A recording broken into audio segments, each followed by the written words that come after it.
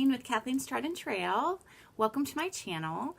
Today it is Saturday the 18th of November, and I think this is the first time I have ever gotten to record a video on a Saturday. Typically I have the full family at home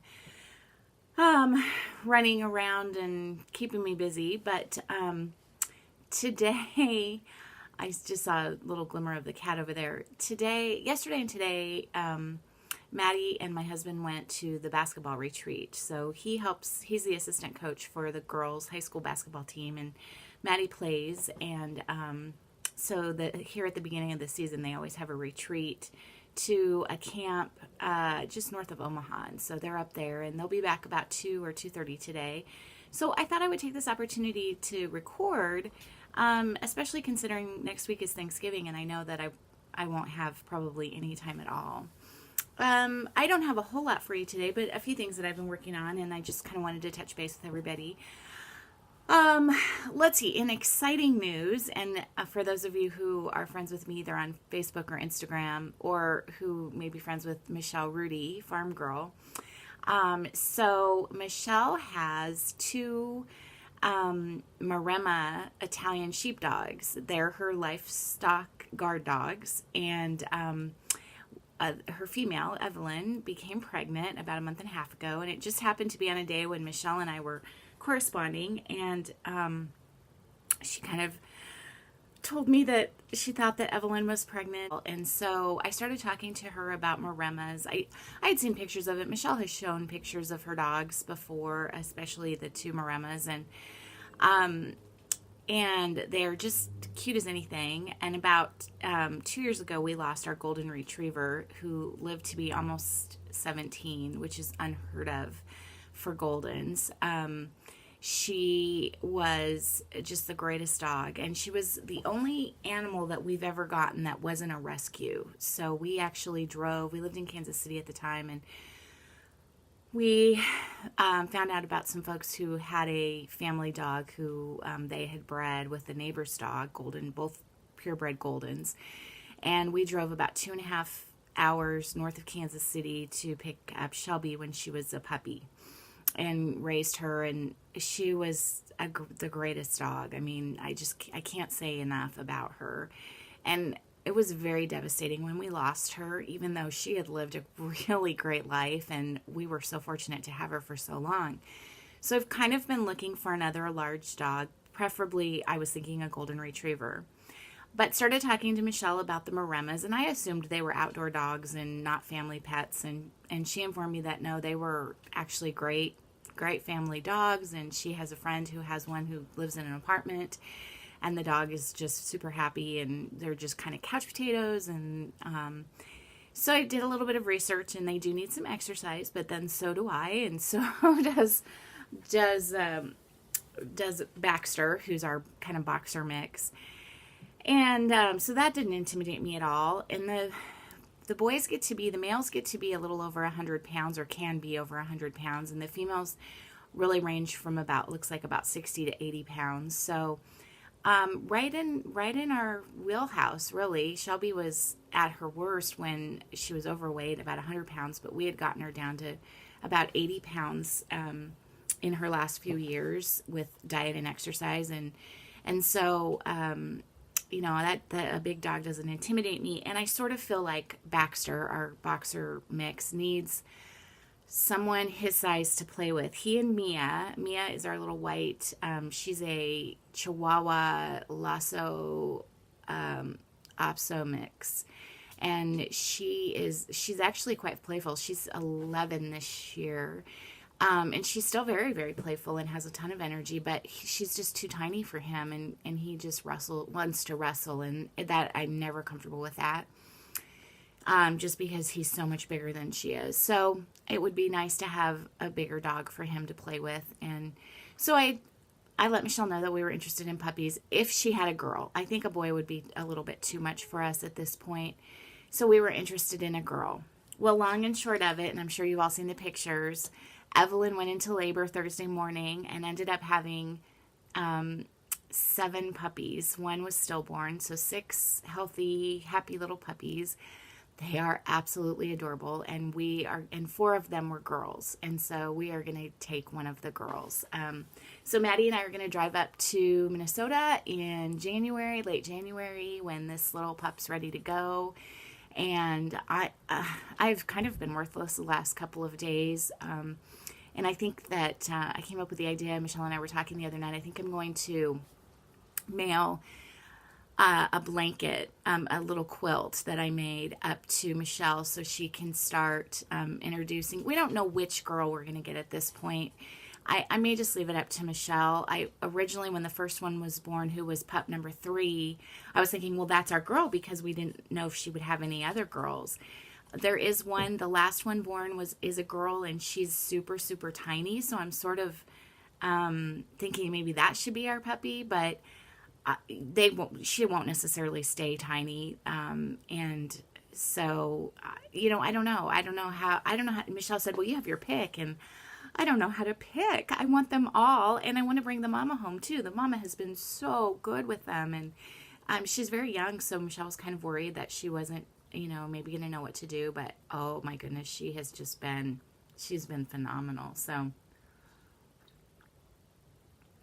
anyway, that's been the big exciting news. I'm closing the window here. You see I'm in a different spot, and aren't you shocked to see that the walls of my whole entire house aren't painted funny colors? I'm upstairs in my office. This used to be Katie's room, and when Katie finally got her own apartment about halfway through college, I took this over. My office and sewing room had been in the basement, and because I do everything online pretty much with work, I just have one little corner space with my desk for my office, and then the rest of the room is dedicated to crafting, sewing, stitching, whatever. I rarely work in here unless I'm actually using my machine and sewing. I rarely stitch in here, but I recently, a couple weeks ago, or maybe last week, we reorganized it, and I brought up some new shelving, and so I may actually start working in here more often, because I'm kind of happy with how it looks, and hung some new pictures, and yeah, sort of happy with it. Anyway, so I thought I would film today. We are hosting Thanksgiving. We have, at this point, 16 folks coming, and mostly orphans. So just friends who don't have family in town or aren't going to be able to have family Thanksgiving. And so other than Grandma and Grandpa, everyone else who's coming is an orphan. Ryan will be home on Wednesday. I just absolutely cannot wait for him to be home. We only have him for 3 days, but that's okay. And then, he'll be back in a month for Christmas, and then he'll get to stay home a little bit longer. So that's all good. So I know you're here for stitching. I was going to try to do this in one video, but I'm sure I've already talked for 8 minutes. I'm sure I won't be able to. So let's move on to stitching. So of course, I never do what I say I'm going to do, and I have decided plans are ridiculous for me. So I kind of am working on whatever I happen to be working on, as well as moral support stitching, and I'll talk about that in a second.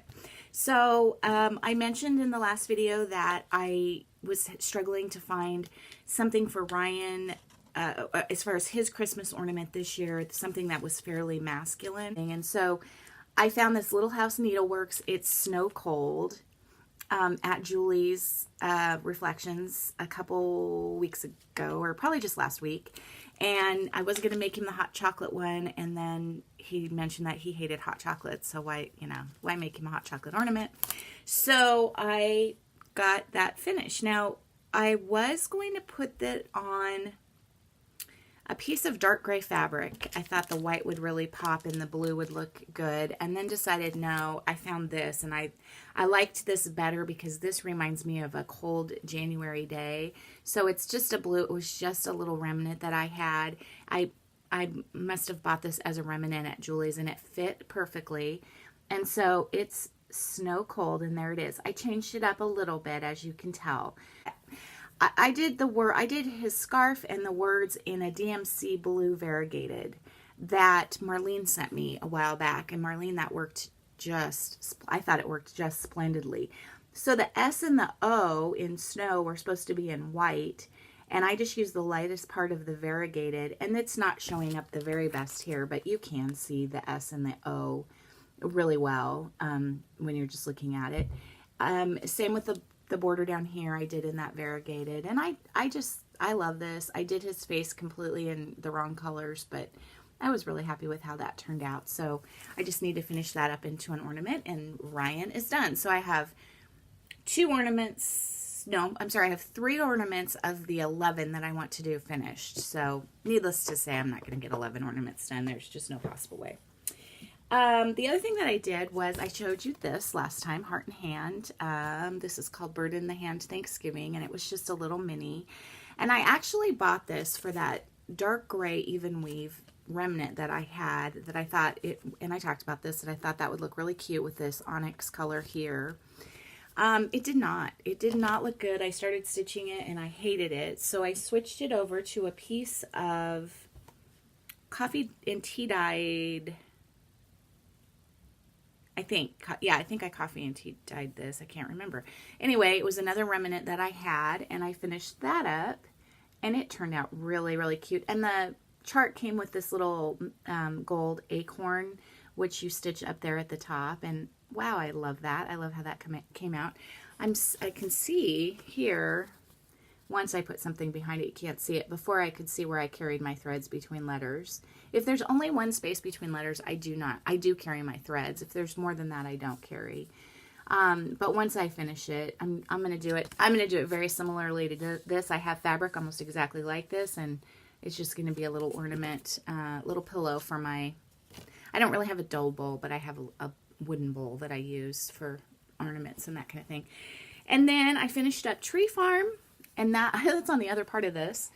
And again, this was my second one, and this is one that I did in, again, changing up the colors quite a bit.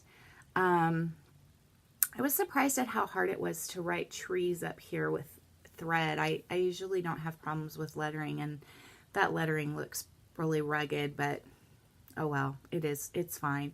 And I mentioned that I have a couple of bottle brush trees, and I'm going to sew one onto here. So this will either be for me or it will be for my father-in-law, because I did one for me and one for him. So those are my only finishes, and I pretty much worked on those solidly. I think I got It's Snow Cold done in 2 days, working on just it. You know, and not that I work 8 hours a day on anything. And then I just had to finish up trees, and that was very quick. And then night before last, I think the day that the puppies were born, so that would have been Thursday. I was corresponding with Nicole, Buckeye Stitcher. And you know what, you guys, I'm already at 14, so I'm going to end it here and then start a new video. And yeah, that way I won't be quite so rushed. So I'll be back in a jiffy.